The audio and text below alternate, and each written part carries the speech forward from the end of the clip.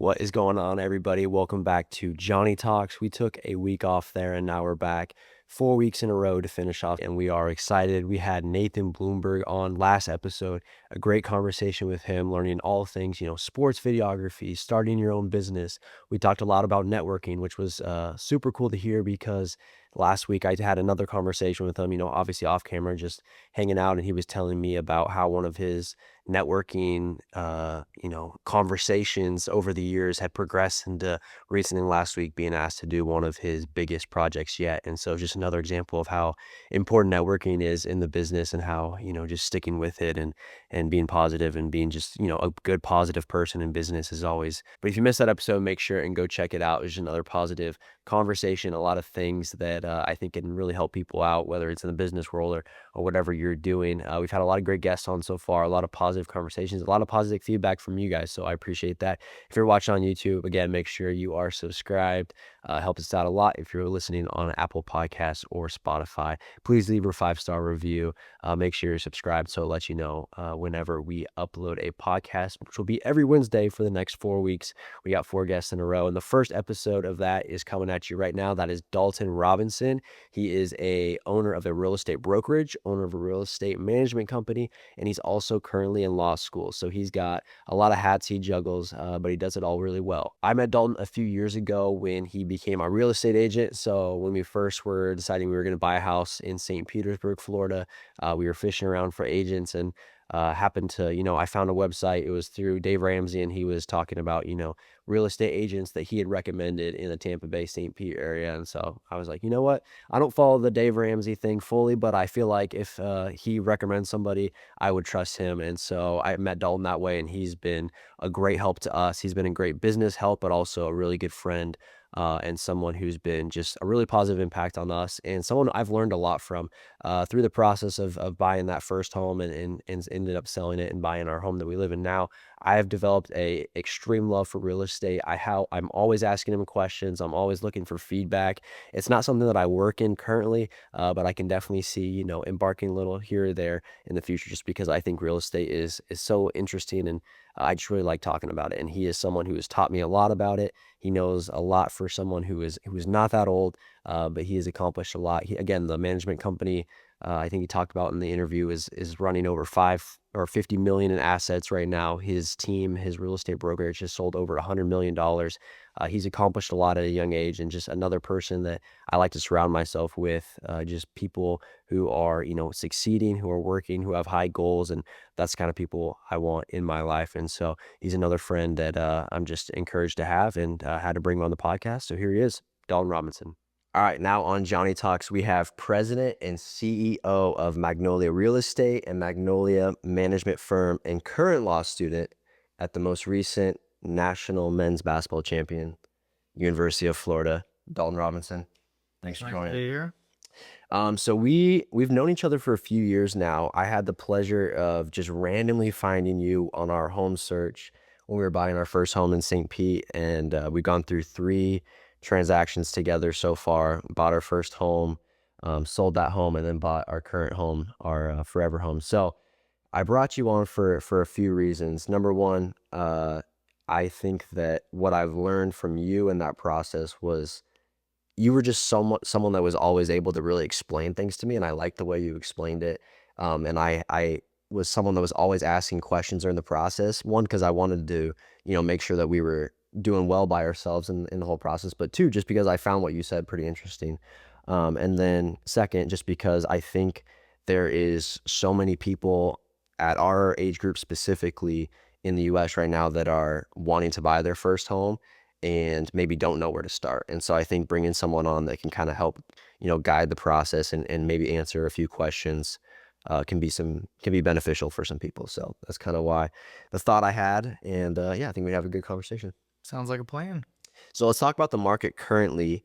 I got some statistics for you. The average day spent on the market for a home right now in the US is 117 days, with over 640,000 properties on the market. The national interest rate is down to 6.64, down from 7.04 in the middle of January of this year, 7.04. Looking at the Florida market specifically, the median home price is 415,000. That is the same as it was last year, so it didn't increase at all. There is, and then if we look closer at the Tampa Bay market specifically, which is obviously what we're in, there's a 5.5 month supply housing inventory currently. So that's leading to homes sitting on the market longer, and leading to more fair negotiations between buyer and seller than maybe we've seen previously. I was looking at the numbers today, and it got to the housing inventory in Tampa Bay got to as low in February of 22 as just below 3,000 homes inventory. And now we're looking at of just above 18,000. It just hit this month. So what are your thoughts on the housing market currently, nationally, but obviously more specifically in Florida, as that's what you're more familiar with? Yeah, so the housing market is just it's normal, right? Like the 2022 stats that you put out there. What year did you purchase?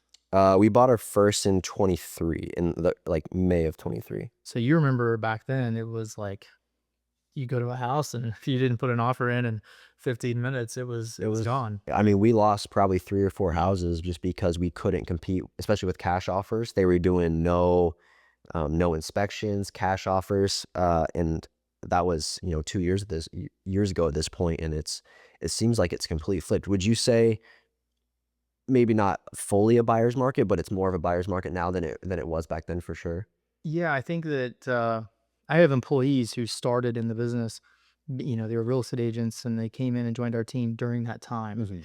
And for them, that was all they knew, right? Like this is how, if somebody wants to see a house, I have to go show them a home Yeah, right now. yeah, And they have to write offers that are this aggressive. And they just didn't realize that that was not the world right. of real estate. Like that's not normal. We were in a completely, unnormal, if that's a word, market.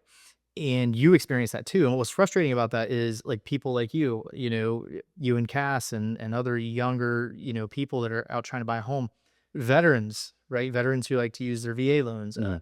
FHA loans are typical for first time home buyers.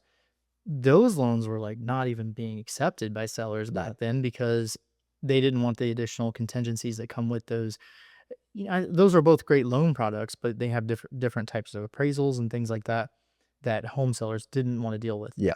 So that was not a normal market. I wouldn't say today's market's a buyer's market. I would say today's market's a normal market. For those of us like myself who worked in real estate prior to when that took off. I don't even know when that happened. I started here in the business late 2017. So shoot, I think it probably really took off late 2020, really Mhm. kind of the middle of COVID. So prior to 2020, I remember the 2018 market was very similar to what we experience now. You put a home on the market, it could take 90 days Yeah, to it really just comp. more depend on the quality of the home. Yeah, and even then, we'd have some stunning homes in 2018 that Mhm. they'd sell on the market 60 days before we got an offer. They'd sit on the market for 14 days before we even got a showing. That's where we're at today. So I wouldn't say it's a full buyer's market, but you have equal negotiation. You said yourself, like fair Fair. negotiation. Yeah. Like, You at least have a shot to yeah, come out of it with a good deal. it wasn't fair, in 2023 when I have a veteran call me and say, I want to use my VA loan because I want to put $0 down or whatever, and they need a home. And at the time, no seller is going to accept them. So these people are going to rent homes, which was unfortunate. And the most unfortunate thing about that was they were renting a home, and over the next 2 years until they could get back into the market to buy, home values just Yeah, went up. Like you increasing. said, Yep. they went from $215,000 median to 415,000 median. I think it was really actually 315 to 415, but that's a huge swing when you're talking about maybe a veteran or somebody who zeroed down who had to rent because they couldn't get an offer accepted.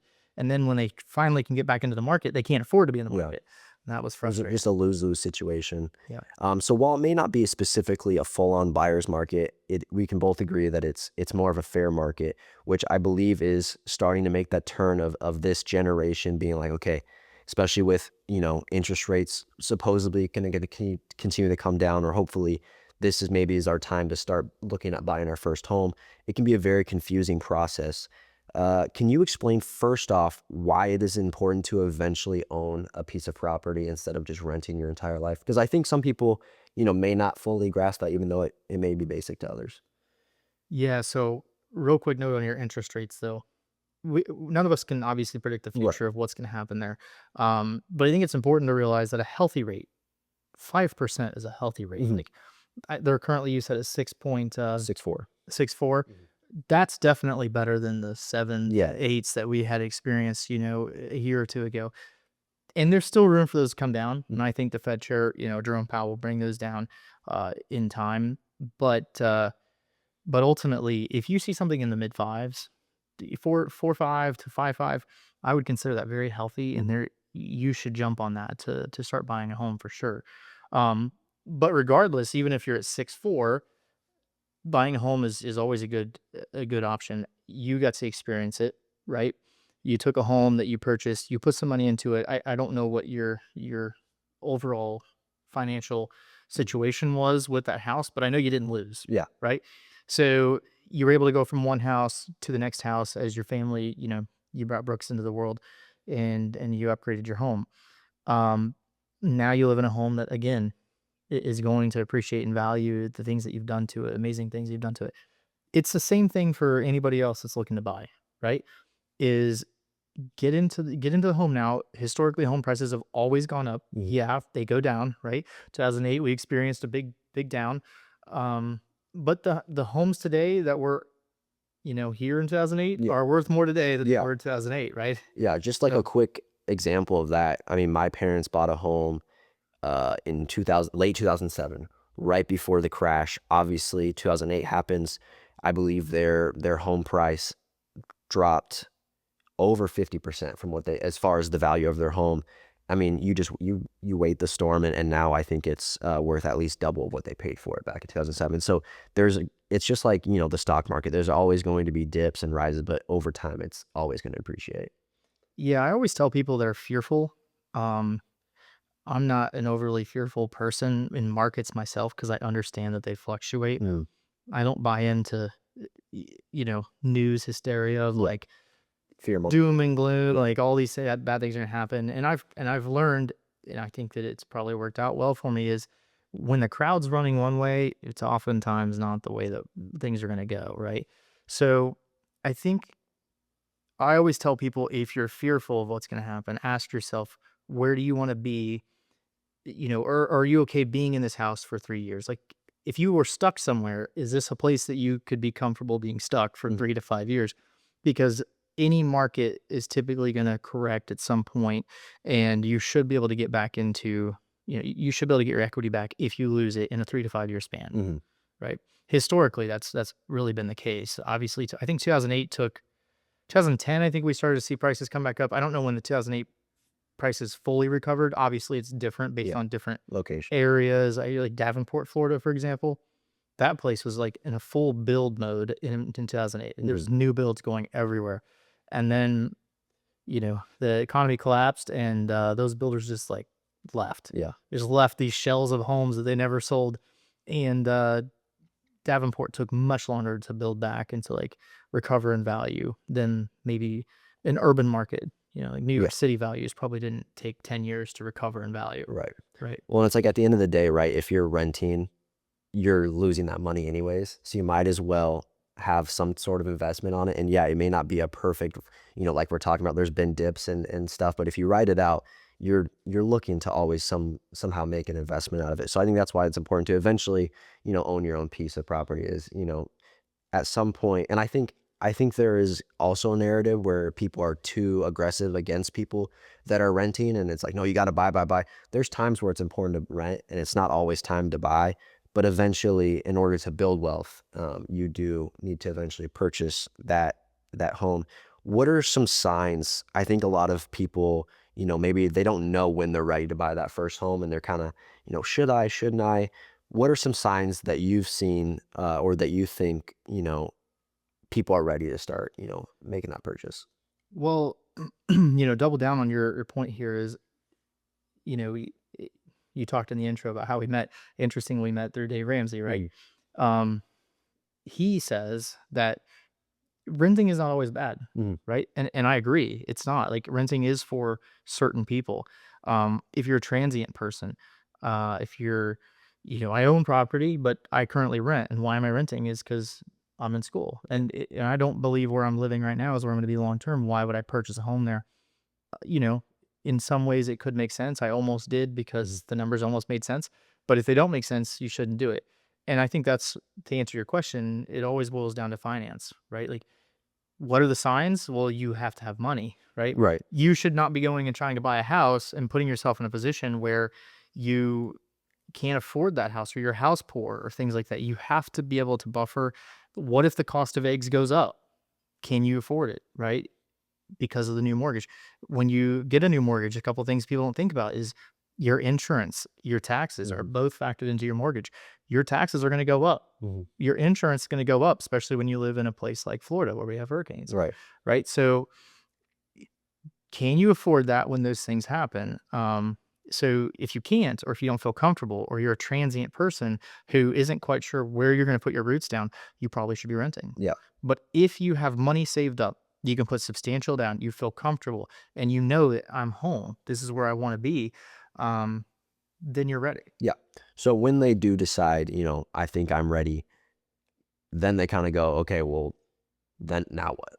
Maybe they've been looking on Zillow, looking online, but they don't know what the first move. What's the first step in a home buyer, a first time home buyer, when they go, okay, I want to buy a home. What do I do first? Back to the finances, right? You have to get those lined up first. If you don't have those lined up, you're setting yourself up for disappointment. Mhm. Because if you're looking at homes on Zillow and you're like, man, this $2 million house Right. is awesome. I want to live in this $2 million house. It's waterfront. It's amazing, right? And then you start looking at those homes deeper and you set up a search and now you're getting really excited, right? Mhm. That's just natural emotion. Right. If you're doing anything in life, if you start researching it online and you're just going to get excited about what you're building towards and what you're planning on. Then you call a bank, Yep. credit union, mortgage broker, mortgage lender, all kinds of options, right? Um, Credit unions typically tend to give a little bit better rates. My understanding is, but I'm not sure. So sorry to my mortgage broker lender friends, but reach out to those people because that's where you need to start. And then they're going to tell you, hey, Johnny, you know, Yeah. you can't get this $2 million Yeah. house on the water. You can get a $600,000 house, Yeah. right? And now you've tapered your expectations. 100%. Now you're in a position to when you're looking online, you have a realistic Yeah. idea and you're not setting high hopes for yourself or high expectations and dreaming about all these things Yeah. that you want to have that you just can't, you're not going to be able to get. Well, because I see so many friends and love them, but they go, I'm looking to buy a home or I'm looking to do this, and I go, oh, like what's your budget? I don't know. They don't know. I'm like, well, then how? That's literally, and before you get a real estate agent, before you decide what neighborhood you're looking in, before you decide what school district, you have to know what you can afford because you can't move forward to anything else before you know how much money you could afford. What are some things that they can be doing financially 6 months to 12 months before starting to get ready for that house buying process that can set them up for success and get them qualified for as high as they possibly could? The amount you're going to qualify for is going to be, I'm not a mortgage person, so I'm not going to be an expert on this completely, but my understanding is that the amount you qualify for is primarily on two things. It's what is your income and what is your debt, Yeah. right? So if you make X amount of money, you can afford X part of a house, Mhm. right? Or an X level of a house. But your income is going to be tapered by your responsibilities, Mhm. your debts, right? Your liabilities. So reducing your debt for a Yeah. lot of people is important. Yes. I'm a no debt fan. Like I'm a Right. Dave Ramsey fan. I think for the common person, you don't obviously a mortgage is a big deal. Not everybody's gonna be able to pay cash for a house, especially when the median price is at Yeah. 415,000. That's It's respectable. not realistic for everybody. Yeah, that's understandable. But you probably shouldn't have, $2,000 debt because you decided to finance your Coachella tickets. Right. Like that's I think I saw like somewhere upwards of over half the tickets bought for that were financed. Like that's 60%, I think, of Coachella tickets were financed. that's not, That's insane. Like, that is not debt you should be carrying. yeah. Um, so take those There's good debt and there's bad debt. there's good debt. Coachella Most tickets good in debt is, like, for people that are, eight-figure earners, like, yeah. people that need to go or seven-figure earners that need to jump to a different level. It's if you're building apartment complexes, you're probably gonna leverage debt. Yeah. That's good debt. Yeah. Financing your Coachella tickets is not good debt. You are not in that bracket, Yeah. right? So you should be paying cash those things. You shouldn't be financing furniture. You shouldn't be financing, uh, you know, Coachella tickets or anything that's silly like that. Maybe your car, but pay that off as quickly as you Yeah, can. and for sure, don't get it right before signing day because that you will see a house being taken away from you faster than you can say boo. Yeah, once you start that process with that lender or bank, Don't buy anything. you're cut off. Don't be using your credit cards on anything. Don't be buying cars. Just get through the process, close on the home, and then you can consider those things. So basically, it's important to I think people when they first want to think of buying a home, they're going, okay, let's see how much money I can save, which is important. You need that stack of cash. But maybe before you start putting it all into savings, let's look at some debts that we can take care of because that's going to ultimately have a bigger impact on, especially as a first time home buyer, because you could apply for an FHA loan, not have to put as much money down originally up front if you don't want to. Taking care of those debts can help you get that bigger house. So, what are some factors that people don't look at in your experience when looking at a home? Because when you start getting, you get pre-qualified, you get a real estate agent, you start looking at homes. There's a large amount of factors that you're looking at. You're looking at bedroom size, you're looking at lot size, you're looking at, whatever I want, uh, two sinks, whatever it is. For example, when we bought our first house in St. Pete, one thing I didn't even think about when we bought that house was that our neighborhood had zero sidewalks. It had no sidewalks and it had the smallest little street, which means we had to take walks. And it's Florida. It's outside. You go everybody does everything outside. So we're taking walks every day, walking in the middle of the street. Once we have a baby, we're pushing our newborn baby, walking down the street as cars come flying past. That was something I didn't think about when we bought that house. There's things like that that are important that people don't think about. In your experience, what are some more important things that maybe people don't factor in when looking at houses?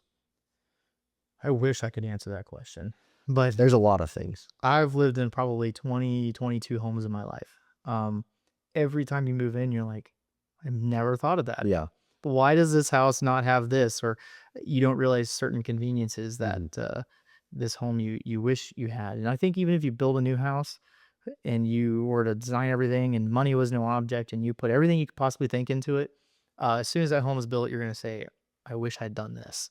Right. So I'm not sure. I think everybody gets focused on like the things that are important to them deep down. And some of those things may be important to them, but they're not going to overshadow things like Mhm. if I need a 3-bedroom house, I'm not going to buy a 2-bedroom house just because there's sidewalks Yeah. outside. Right. So I think it's just the big things. I think people focus on the big things, and that's important. But having the right person there with you to help guide Mm. you through that is obviously they're going to help raise some of those questions.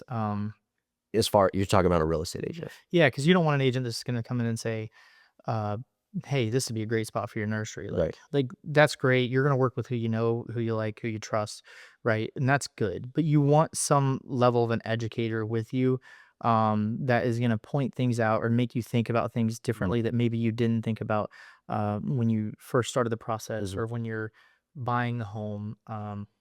Just simple things like that. Because you don't want an agent if you ever hire an agent that is pushing you to buy a house, get a new agent, and you can get a new agent. You're not that's it's completely on you because you don't want someone that's just trying to make a sale. You want someone that's trying to they obviously they do that for a living, they're gonna make a sale eventually, but they wanna put you in a house that's gonna be best for you. And so I think there's definitely agents out there that are I'm just trying to get as many houses sold and bought as possible.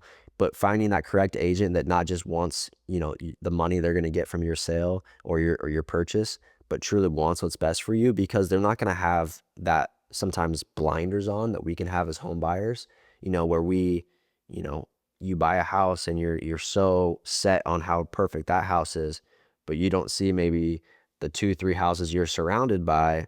Maybe this doesn't look like the best, neighbor situation. And as an agent, that's something that maybe you can see easier. So making sure that you pick a good real estate agent and someone that actually has your back, I think is a huge step of the process. It's so important. And like you said, you can get a new one just because there's so many. Yeah, Oh my God, there's the competition. I don't even know what the latest number was for Florida or Tampa. For some reason, I feel like there's 200,000 agents.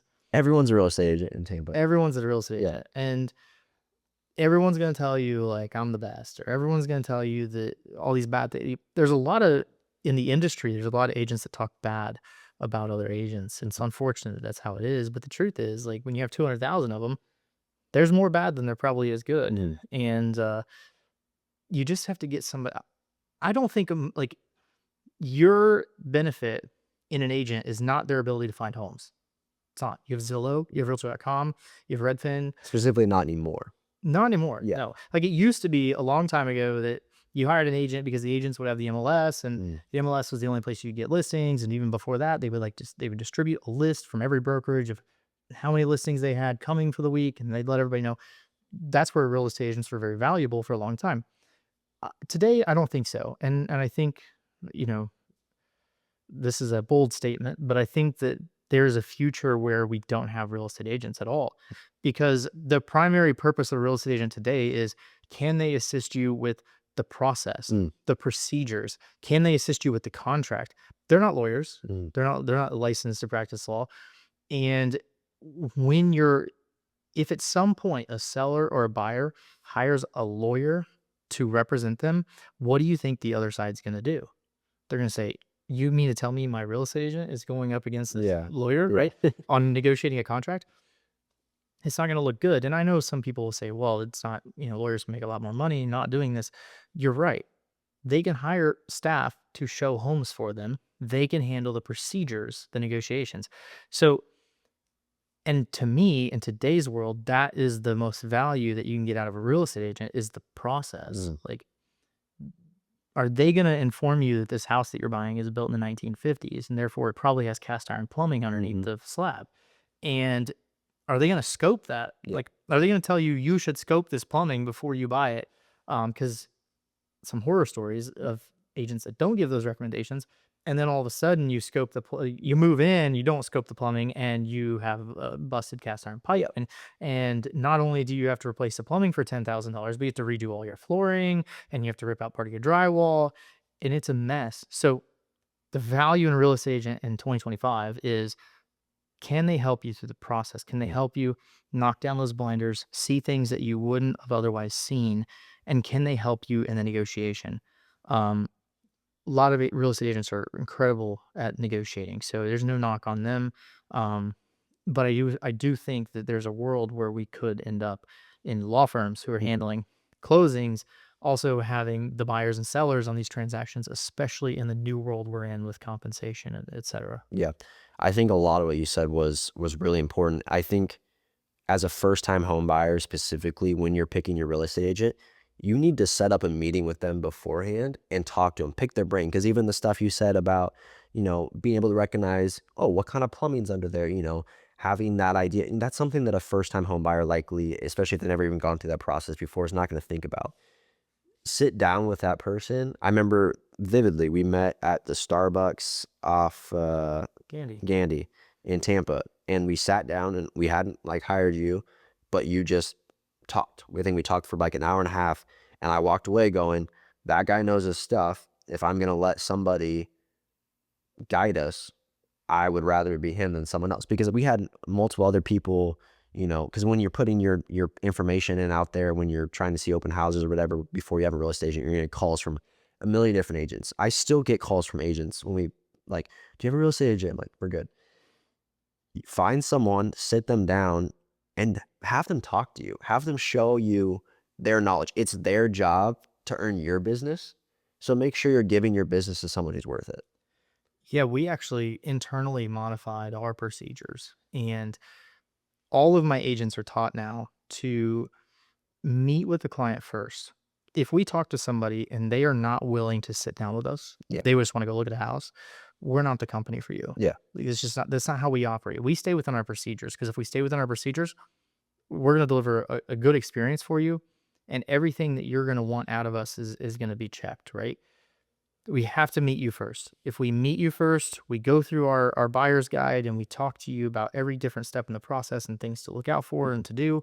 Um, and then we go on what's called an exploratory tour, where we take you out and say, what area do you want to live in? And we look at some different homes. We choose like 3 to 5 homes. We let you choose a couple, we choose a couple to give you a mix. Um, I can't tell you how many people we've met in the last year or so that have worked with, like my agent Corel, for example. She'll take them on this exploratory tour and they'll tell her, we want to be in this neighborhood and we don't want to be anywhere else. Mhm. She will take them Somewhere else. somewhere Yeah. else and they will buy there. Yeah. So like it's so important to just like let's sit down and talk first. Let's not like gung ho. Let's not Mhm. just go.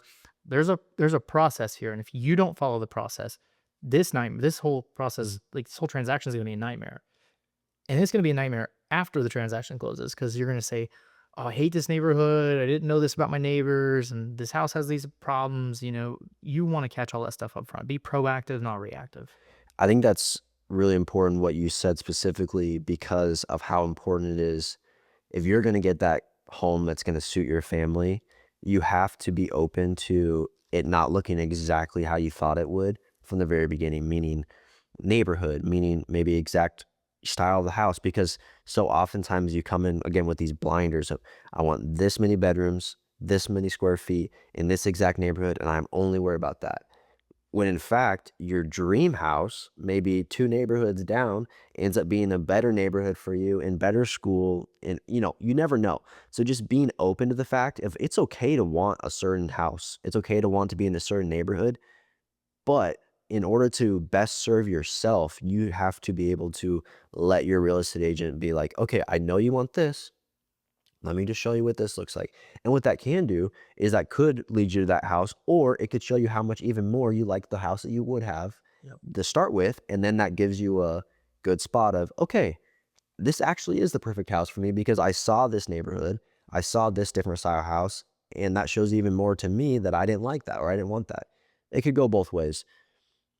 I Switch, think the yeah, sorry, the go toughest ahead. thing about that though is that you're relying on having a good agent, Yeah, right? Like if you have one, there's probably 5% of the total agents are actually good. yeah, Like I say that cautiously, like I don't want to get in trouble, right? But it's the truth. And if you're working with the other 90%, 95%, you don't want to rely on them because yeah. they're not gonna be in your best interest and guide you, so it's really tough because 'cause you're dealing with an industry that's, dilapidated or, it's diluted with a whole bunch of Mhm. people that really are not qualified Yeah. to do what you what you want them to do. So this is, I didn't even have this written down. What would your best advice be to somebody, let's say they're in, a different state, a different county, and, they don't know where to start with a real estate agent? What would be your best advice to, find someone? Are we talking, Google reviews? Are we talking, what would be your advice to find someone good? So,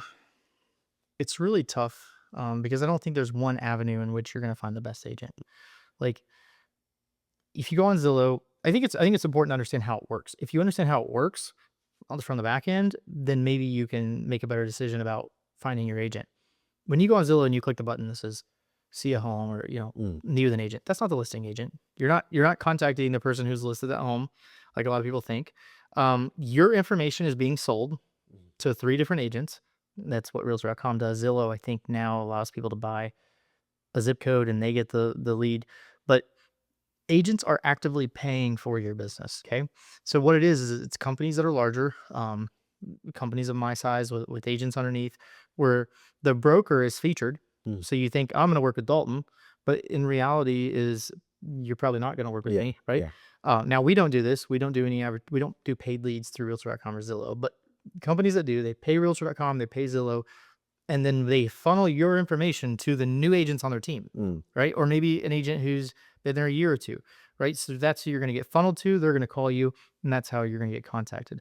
If you go on Google and you search real estate agents, same thing. You're dealing with companies that are paying for sponsored to be ads put up front. Yeah, to be upfront. Now, I will admit that's what we do. yeah, Like we run sponsored ads, not for agents, but for locations. So when people find us, it's usually because they're looking like real estate for sale in Land yeah. O'Lakes. They come to our website, and that's how we get them. But um, I think the best avenue is how we met, um, and I don't know how many different avenues there are for this, but for example, Dave Ramsey, I'm vetted.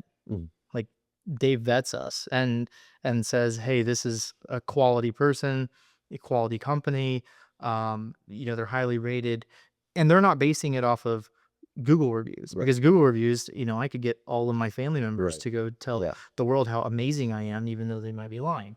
So Dave, for example, though, checks our sales, has references, and he digs into who we are as people. We have to the whole process to go through to work with Dave Ramsey was pretty extensive. So when you go through that website, you're getting somebody that's going to be quality. Yeah. So I'm sure there's other people out there who offer that kind of Mhm. check. That's probably your safest bet to find somebody of quality. Well, also, it's ask somebody, you know? Yeah. Word, because like, you can Google reviews are important, like, when obviously, anytime I go to a restaurant that I've never been to, I look at the Google reviews, like, who doesn't? But I also would trust a friend's word of mouth of a restaurant more than I would trust a Google review. So find people in your community and ask them about the real estate agent, because we'll ask for, pool people or mechanics or whatever to whoever our friends, and they're gonna tell us straight up, they did a good job. I wouldn't work with them. Find people in your community. Maybe it's your neighbor. You're not even like friends with them. Who is your realtor? Kind of pick people's brains, because I think that can be an important thing too. Because if you're finding a real estate agent online that doesn't actually have an experience, but they're just paying all the dollars we put out front, that can be risky. Getting word of mouth of people that have had that firsthand experience with someone, I think is a really important way to go about it. You bet. Yeah. Because they can speak to the whole process Yeah. and how everything went. But obviously, you still need to do your due diligence. And I think that if you're trying to find a realtor and you're trying to find the best person for you, I think that going back to what we talked about and like how do they add value, it's through the process. I think I think if you're meeting an agent, I think you should test their knowledge. Yeah. Like I think you should say, "Am I working with the most educated person Mm. for this transaction?" Because they're going to become educated through experience, right? Or through maybe their continuing education and other resources like that. But if somebody's not selling a lot of homes or they're not like actively trying to learn more and more about the business, they're not gonna be able to answer your Yeah. questions, right? Ask them, so like, go research, like, what are really good, like, in-depth questions to ask a real estate agent, and then just see how they respond. Yeah. If they 100%. go deep into that if they go deep into that conversation with you and they break it down, you've probably found your person. Yeah. You should, as a human adult to this point, you should have a pretty good idea of when you're having a conversation with someone, if they're just fronting or not, or if they actually know their stuff. So I think that's, again, meet with the agent, ask them questions, pick their brain. You don't have to pick the first person that you sit down with. Pick the person that's best for you. So moving on to, maybe something that people don't expect a lot during the home buying process. 'Cause I think there's a lot of things that pop up and people aren't expecting or they're not ready for. So trying to brief some people that are maybe in that process of, okay, you need to be ready for this, because sometimes it can be shocking. For me, I'll give an example. It was the amount of money past just the deposit. So the down pay, or just besides the down payment, the closing costs, how much this inspection costs. Oh, they found this. We got to pay this guy extra. We have to have this up front for, property tax. We have to pay off the property tax that it was. Oh, there's a million things. So what are some things that you've seen first time home buyers maybe be a little surprised with that we could warn future first time home buyers so maybe they can be prepped going in the process? Oh, I think you hit it right on the Just those head. That costs. Yeah. that is the number one because there's not a lot of things they're gonna like, they understand they're gonna inspect the home. Mhm. They understand that might turn up some level of results that they don't like. Those aren't shocks. The numbers, though, Yeah. when you tell them, "Hey, listen, you aren't just paying deposit. Mhm. That deposit's gonna be due within a few days of going under contract, but you now need to inspect the house. Well, what's that cost? And what kind of inspections do I need? Well, you Mhm. need a 4-point inspection and a wind mitigation. Those 2 are required just to have insurance, right? But are you gonna do a full general inspection? Are you gonna inspect the plumbing? Are you going to, do like an HVAC company to come just Yeah. specifically check the HVAC? Um, You're gonna check for termites. You're gonna do. Termite Yeah. inspection. There's so many pool inspection. Like, there's so many different inspections you can do. I think that's a big piece of it because they don't realize, like, those can go from $300 up to I 3,000. mean, we're talking title, we're talking, escrow, all that stuff. There's a lot that goes into it. So is there a percentage that you normally tell people above, let's say someone comes down, first time home buyer, they have about 5% ready for a down payment. That's what they have saved up. Is there a percentage of the home price that you always should go, hey, just to be safe, you need to have this ready on hand too?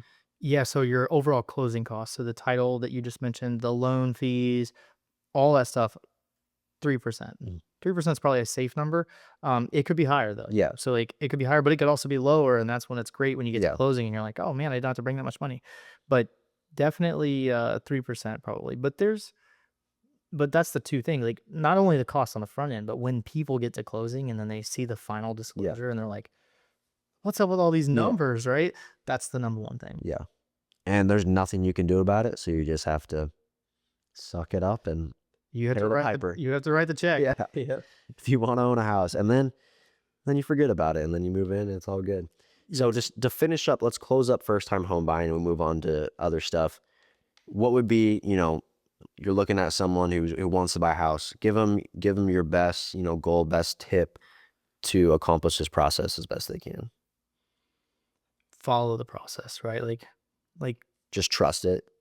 you definitely have to trust the process, but like and part of trusting it is like just following it, right? Like don't deviate. Like if you find a good agent that's part of the process, trust their steps. Like they've done this 100 times or more.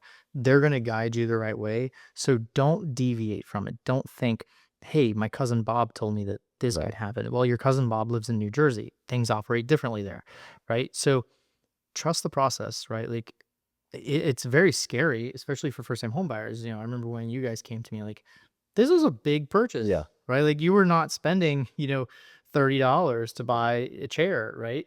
So you're literally buying a house and you're spending hundreds of thousands of dollars and you're going to be in that house for a few years or more. You need to like get good experts on your side, like a good person from your bank, credit union, mortgage, a good agent to work with you. And then you need to make sure you find the right house. Yeah. 100% agree. The only thing I will add on top of that as my tip is when you get that loan, they're going to ask you for literally every single thing that you've ever done in your life. You have to try your best not to get frustrated. You will send those forms. They will ask for them again. 5 different people will ask for them. Somehow nobody at banking or mortgage lenders, they never talk to each other. It's going to be a process up until signing. Just trust the process, follow the process, and eventually it'll work out. That part is very frustrating for a lot of people. Yeah. I love the ones like older home buyers who haven't bought since like the Dodd-Frank Act in 2012 when all this changed. People that bought homes in 2004, 2002, right? Back then they just signed a couple forms and they got a house, right? You're like, wait, how much of a house do you want? Okay, yeah, you're approved. Exactly. Well, today they're like, why are you asking me for all this Yeah. stuff? Like that's what they all complain about their mortgage people. So that part is frustrating. Yeah, it's it's a process, but you eventually get through it. So moving on to, once someone buys a first home, maybe they sell that home eventually, they move into, more of a forever home where you're going to plant your family. After that, why is it important to eventually build a real estate portfolio? Like, what does real estate differ from other different types of investment where you think that it's an important part of an investment strategy to build more than just your one house, if possible? Well, for starters, BlackRock's doing it, so it must be the right thing to do, right? So, uh, no, I think it's really important. I think we live in an American society where people just don't plan for retirement like they should. They think, Social Security is going to Mm. be there for them when they are older, and that's going to be how they pay their bills. And unfortunately, the amount you're going to get from that is very little. So you really need to invest in your future, in your retirement. You don't want to be working when you're 75. So how do you do that? Well, you got all kinds of options. Mutual funds, IRAs, 401ks, like all these different options, but you should be fairly diversified at the same time. And I just think real estate is such a great asset. And I think one, it usually moves with appreciation, Mm. right? Like, or inflation, I mean, because the home's going to appreciate as inflation goes up, the value of your home's typically going to absorb some of that. So that's number one. But number two, I think it creates two returns. If you're dealing with if you're dealing with like a rental property, if you took your money and you threw it into the stock market, uh, odds are you're just going to watch it accumulate, right? You're not going to get income off of that. Yeah, like you're not seeing it right now. Right. It's a long-term play, which most investments, most assets, everything's going to be a long-term play.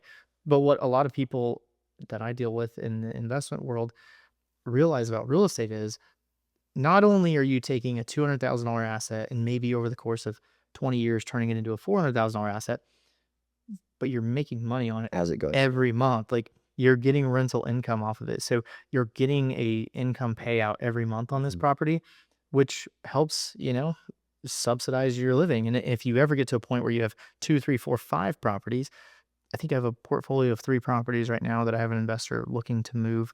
And those three properties are gross income like 70 grand a year. If somebody could go purchase those three properties and they make, let's say they make $70,000 a year right now, Yeah. they could retire Yeah. because it would literally offset their income Mhm. and they would do nothing. Like they could just go do other things with their time. And then if they didn't want to run those properties anymore and they wanted to sell, then you have all that money that you bought it for 300,000 30 years ago and now it's worth $1 million, Yep. and you weren't paying that mortgage payment the whole time if it was fully rented. So it's a huge money hack if you can afford it and if you can do it right.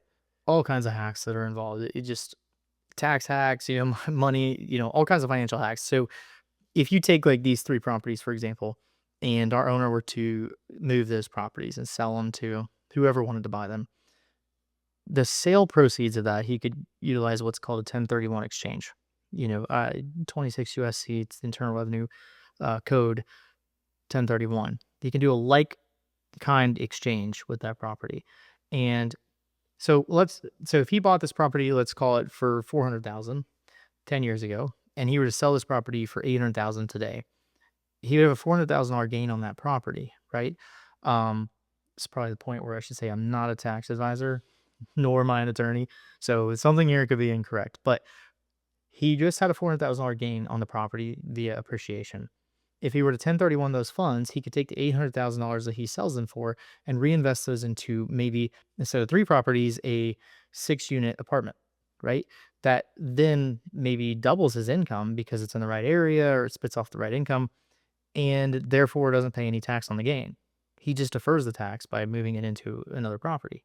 So there's all kinds of financial hacks that you can do with it, but number one, most important is if you have two properties, three properties, four properties, that rental income will offset your income. Yeah. And that's how a lot of people do retire. Like, Yeah. Well, it's just like starting somewhere, right? Because I think, there could be people that don't they think of buying a second house as, it's got to be an Airbnb or it's got to be short term, which like, yeah, people succeed in those too. But let's say they live in, my wife's from, rural Ohio. Like there's not a lot of people that are making huge dollars from that, but there's people that need long-term rentals. And so even if you're making $200 a month as far as profit on your rental, that home is appreciating over time and your money's not just sitting in a bank doing nothing. It's appreciating in that way and you're be able to provide a home for somebody. And so I don't think it needs to be this thing where it is all about, maximizing how much monthly revenue we're bringing in, which there's definitely points of that, but just getting started if it's in the possibility of a long-term rental. And it doesn't have to be where you hear a lot of people talk about passive income and yeah, that would be great, but it's not always possible right away. If you're making a couple $100 a month just to having that safety net for the house, you're still getting that house appreciation. And it's not sitting in a bank losing its dollar based on inflation. right. Now, of course, I'm an advocate for like, don't have a mortgage on your rental Right. properties, right? So you should be paying cash for those or really financing as little as you can because you're putting yourself in a tough position. If you finance 10%, 20%, I think investments require 20%. You have a 20% cushion, but your income, like you said, you're not maximizing your income, which is okay. But what do you do when there's a repair, Right. right? Are you reserving for that? And that's where people can get themselves in trouble Mm. if they aren't like in a good enough position to like take care of the AC when it goes out because they're not making enough money on the rent, right? So there's all kinds of different investment strategies. I deal with people who want to maximize the monthly return. Mhm. I deal with people who just want to cover the expenses because they know the asset's going to appreciate. Yeah. There's all kinds of different real estate investment strategies. But what's important to remember is, you mentioned getting started somewhere. If you have one house, you have to start with one, Yeah. right?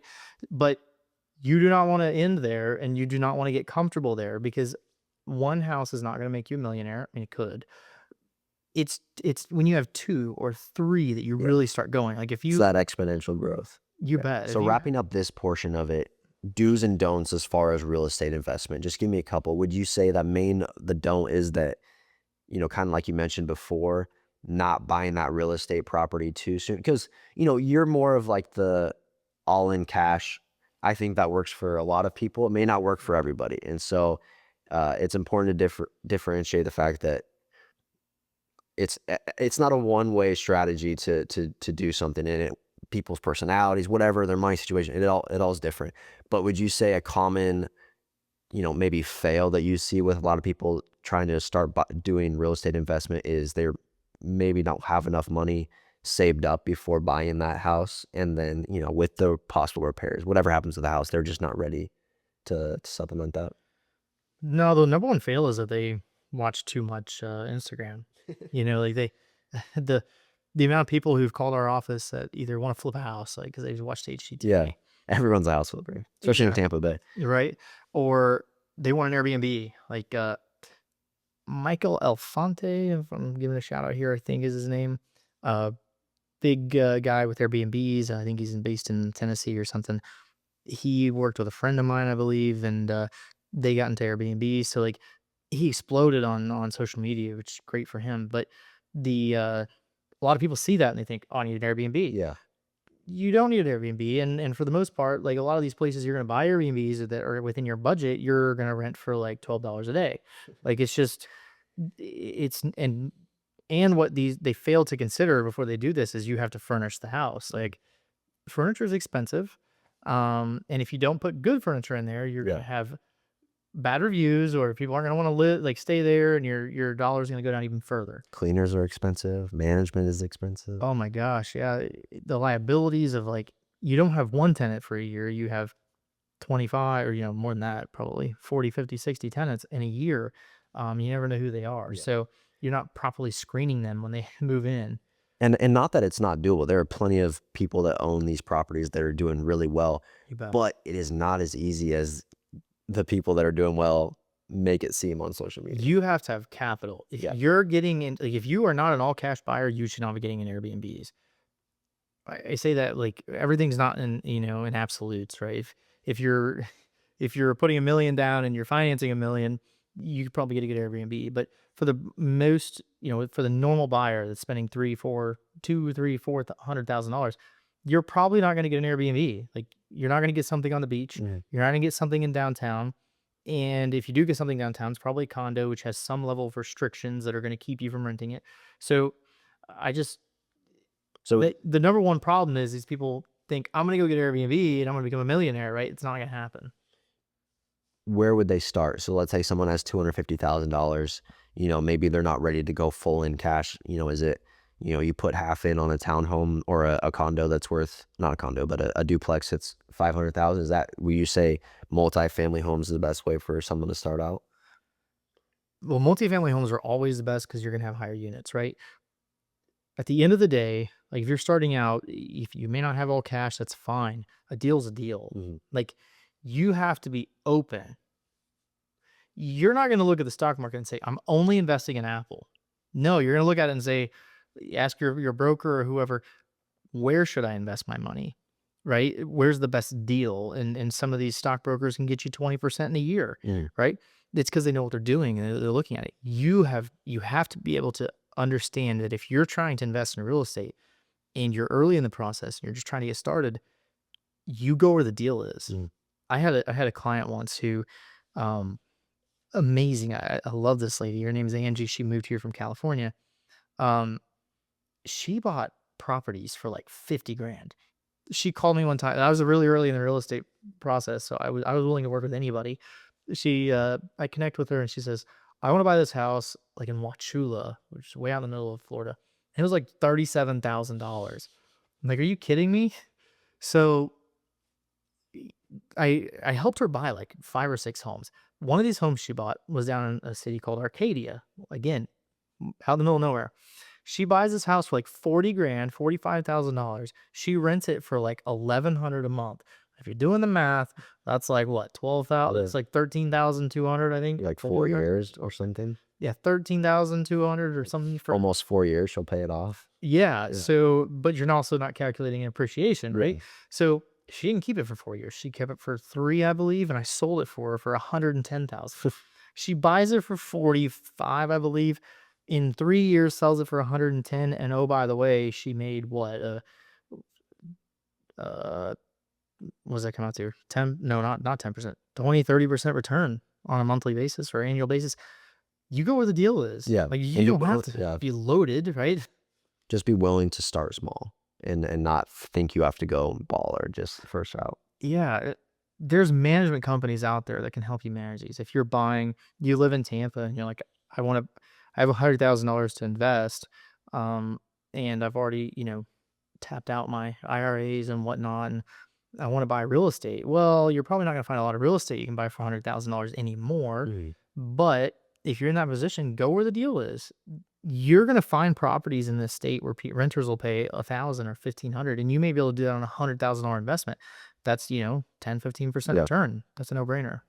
So I wanna move on to, real estate in a professional term as far as, like, working in real estate as a real estate agent. It's a cutthroat business. I would say it's fair to say that the top 10% of real estate agents are the majority of the sales you see.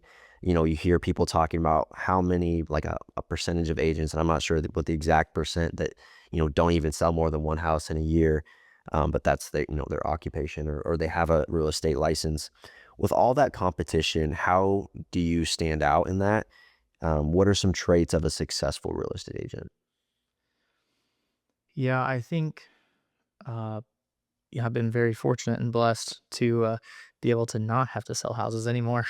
So back on your last topic, I am able to work in the investment side of things more than anything these last few couple of years. Other than working with friends and family, and even my friends and family, I'm able to match with members of my team. And I think what makes my team members stand out from the competition is goes back to what we talked about earlier, which is your education. My team members are so well educated. They take steps to further that educate the classes they go to, they just randomly sign up for, just voluntarily. They're going to go to these extra classes and do these extra things to make sure they're well educated. Um, I think that's important because they understand, because I preach it to them that it's the process that we're helping people. It's not buying homes. It's not setting you up on a search on MLS, right? So I think education is the number one thing that I you have to do to stand out in a competitive environment. I don't think that's just in real estate too. I think that's in so many facets of everything. I think it's very common, specifically in America, for, people to be prideful and they go, I already know it all. They're, oh, I've done this for 10 years. I don't need to do. There's always something to learn. There's always ways to get better. There's always people to observe. And so I think the people that are best in business, best in real estate, best in education are the people that never think they know it all and maybe even doubt themselves a little bit, being like, I'm not smart enough. So I got to go to this class. I don't know enough. I got to talk to this person. I don't have enough, whatever. I got to go network with this person. It's very dangerous if you have that mindset of, oh, I already have it. And that's where, I think success is found is in people that are always searching for that next step or that competitive edge or whatever it may be, and being humble enough to be like, you know what? I would rather be playing golf on Saturday morning at the country club. But I saw this class come up and I'm going to go to this because I have no idea about what they're talking about. And that's could help me earn a future sale that could set me up for playing more Saturday mornings at the club. I will admit I read probably like on average 500 pages a week. And at the end of that, I just feel like I'm so dumb. I feel like there's something will come up in that reading where I'm like, how does that work? How does that make sense? Yeah. Like it sends me down another rabbit hole. Yeah. Like I just feel like there's so much you're never gonna learn everything in this world, but and I'm cognizant of that. But at the end of the day, I just feel like, especially in real estate, just there's so much. Like, I'm not an expert in mortgages or inspections. Like, once you start going down that field, I've not fully studied that field.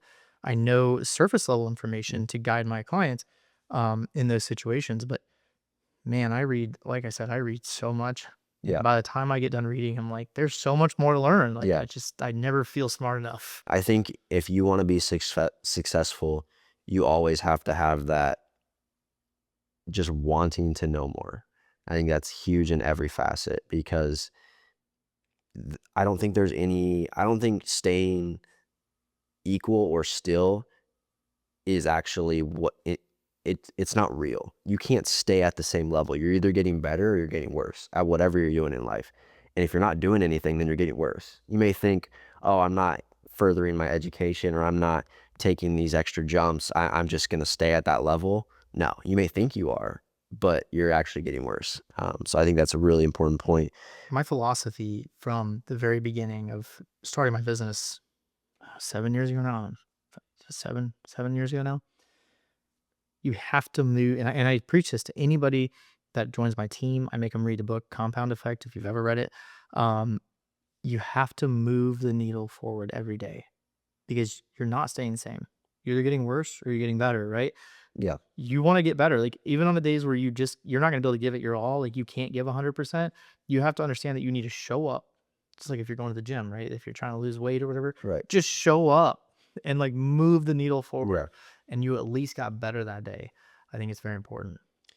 So moving on, working with you on multiple sales, I think the trait of you as an agent that sticks out to me the most is your ability to negotiate.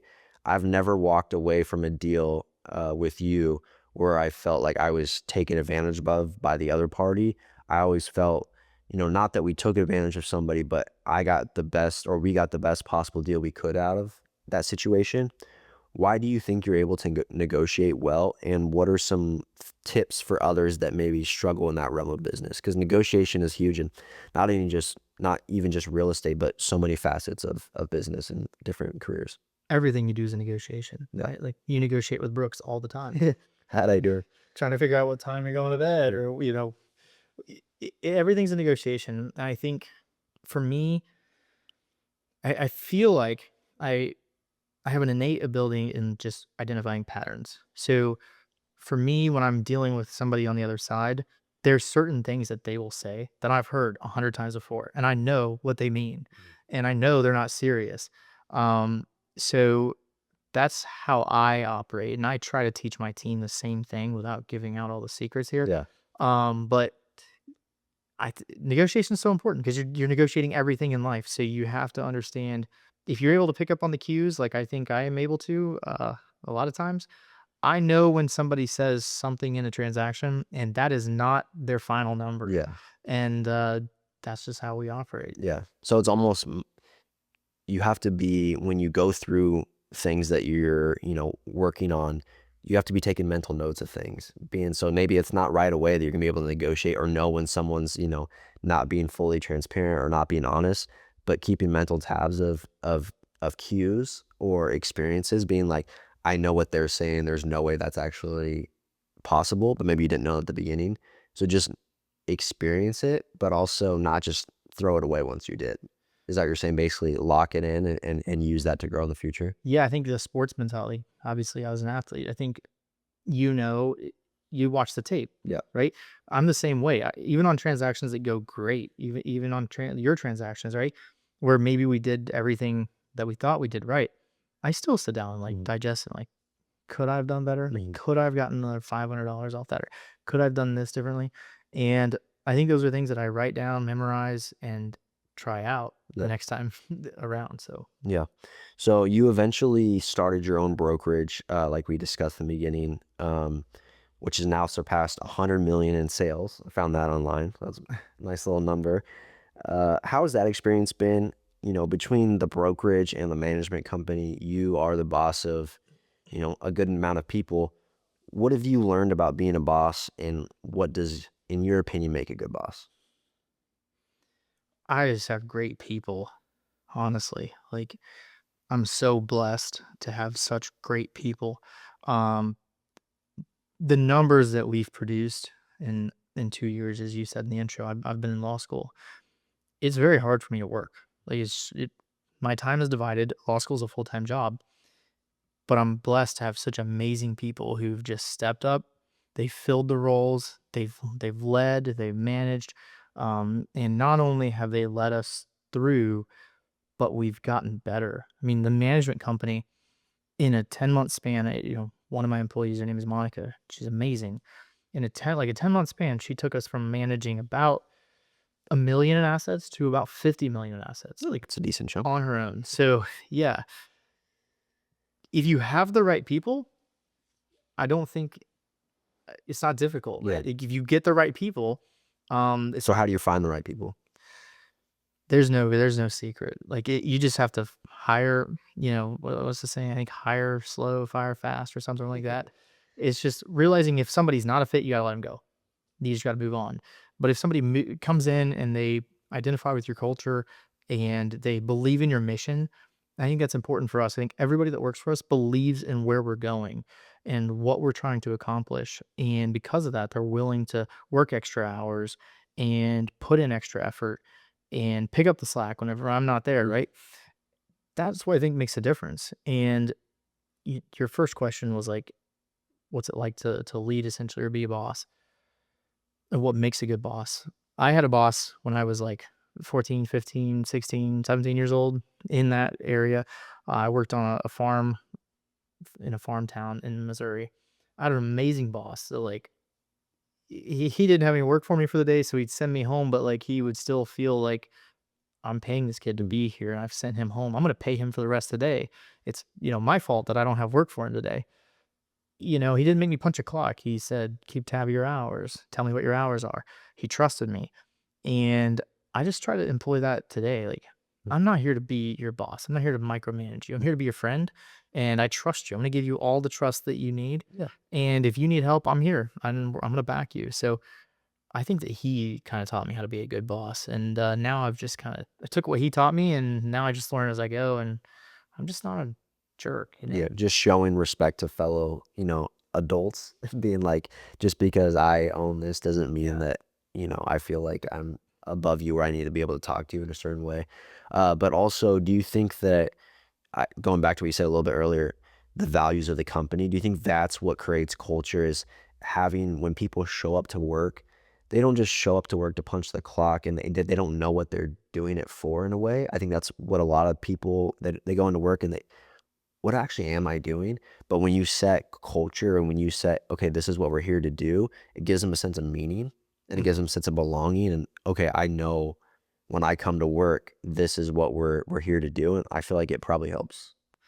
You bet. And I'm very obviously vocal with my team about where we're going. Like, why are we taking I don't make decisions and then just like expect them to follow. I make decisions and one, I either implement them in that process, or two, if I make a decision without them, I tell them why I'm making that Mm, decision. Where are we going? Why does this decision take us to point B? And because of that, they know at all times where we're going and they want to get there. Like they have the same drive that I have to get where we're going. And they know that the only way we're going to get there is if it includes them. yeah. And they know that the rewards at the end of that also include them. Right. So there is a sense of purpose, there a sense of, belonging and everything that you could possibly want. That's the work environment I try to create. So Yeah. No, and again, we've worked together, but obviously been involved with other people in your staff, and it's always a top-notch experience. So I think there's big things ahead for not only the real estate group, but the management group as well. And so excited to see where that goes. as long as we move the needle forward Yeah. every day. So kind of wrapping up here, we've mentioned you're currently in law school at UF. How's that experience been? And first, like, I mean, you're manage a brokerage, you're a broker, you manage a brokerage, you open up a management company, both are doing well, and then you decide I'm gonna go to law school. Why did you decide to do that? And how's that experience been so far? You know, I think I decided to do it to advance the company. And when I initially thought about going to law school, I didn't feel like I would ever practice. I thought I'm just gonna go get the degree to have the education so I could be better at my job and we can open more doors that we couldn't otherwise open. Then I got to law school and I found like my true passion, which is crazy. Um, I love it. Like, I love the law, and I love, eh, just learning and everything about the process of, like, law school. It can wear you down though, like, it can beat you down, but you just gotta keep getting back up and get through it, but the things I've learned there are just, like, essentially profound, like, it's just amazing what I've learned and the people I've met, amazing people, at my law school that are just incredibly intelligent, like, these I know I've got classmates that are gonna, like, be governor one day or, the attorney general or something, like, these are bright, intelligent people, so being around them just, like, stimulates my brain to, like, look Yeah. at things differently and think about things differently, so that whole process has been just nothing short of amazing. But I did it to advance my business, to open doors for us. I think now that I actually do want to practice, um, I don't know in what capacity. Maybe at some point I'm able to sell my businesses for some reason if I just get tired of it. And I think maybe I would just, invest that money and live on the income and then probably do pro bono work because there's so many people in this world that get taken advantage of, Mm. especially in the elderly realm, um, with trust and estates, wills, um, contracts, and things like that, that they can't get representation because they probably can't afford it. And if I'm able to step in and like help them out Yeah. and stick it to people that are jerks out there, that would be amazing. But I think ultimately we're going to add, wills, trusts, probate, that type of stuff to our real estate firm at some point. Mhm. That would be like an adjacent business to that, and I think, I hope that'll allow me to keep the business going, grow the business, but also be able to do what I found to be my passion, which is the law. That's cool. And it's cool because I think it's very easy to be, satisfied in where you're at. And, not that there's anything wrong with once you've built something, enjoying it, but you maybe had that little bit of an itch to do something else and you didn't go, "Oh, I'm having this success here. I don't need to, pursue it." You felt something that you want to do and you did it. And I think it's cool because it kind of goes along with what we talked about before of always seeking, more education and always seeking to be better. That's what you want to do. You wanted to end up being, a better version of yourself. Um, but what it also ended up doing is it put you in around smart people. It puts you around it's very you don't ever wanna be the smartest person in the room because then it's not gonna end up being a very smart room once you realize, everything that you know. I always wanna be around people that are making me better and they're making me improve and they make me wanna be better, and I can imagine that's what's going for you there. I feel like I'm the dumbest person in the room. It's amazing. I mean, UF is one of the top law schools in this country. And it shows like there's so many days I just don't even feel like I deserve to be there because I know that these kids that are around me. I say kids because I'm literally probably one of the older ones in my classes, but these kids are so smart. Like Mm, they just think about things so differently. And it's great. Like it's such a great experience, even though I might like sit there and think, man, I'm kind of dumb and I probably shouldn't be here. I know that I'm learning mm, so much and like thinking about things differently. It's just truly phenomenal. And I wish, I wish we could do more of that. And my favorite thing about law school is my least favorite thing about society. Like, I wish society could do that. Like, just listen to other people talk, listen to their perspective, and you might think about things differently or outside of the box. Like, and that's one of the amazing things about law school is all these smart people around me are making me think about things differently. mm. Well, just wanna speak highly of you for a second, someone as young as you are, you're very goal driven, but it's been always a very kind experience working with you, and so I appreciate having you, always as a friend, but also, business side of it as well. I know you'd always, help me out, and so hopefully this conversation today helps someone out that, is looking into, whether their first time home buying or wanting to advance into, growing a portfolio, or maybe they're thinking about going to law school, and maybe that last part, is what got them into it. But if you're in Tampa Bay, hit up Magnolia because, they're as good as it gets, great people, so And if they need life advice, they should call you. 'Cause you're the one that's got your finances in order, got the beautiful family, nice house. You're just an overall great guy, great family, and everyone should be calling you for advice. that's why we started a podcast, right? That's right. No, I appreciate it. I'm very blessed. I'm not deserving of all things, but I'm thankful, but thanks, Dalton, for coming on, appreciate it. You bet. And that's going to wrap up Dalton's interview. Such a good conversation regarding all things real estate.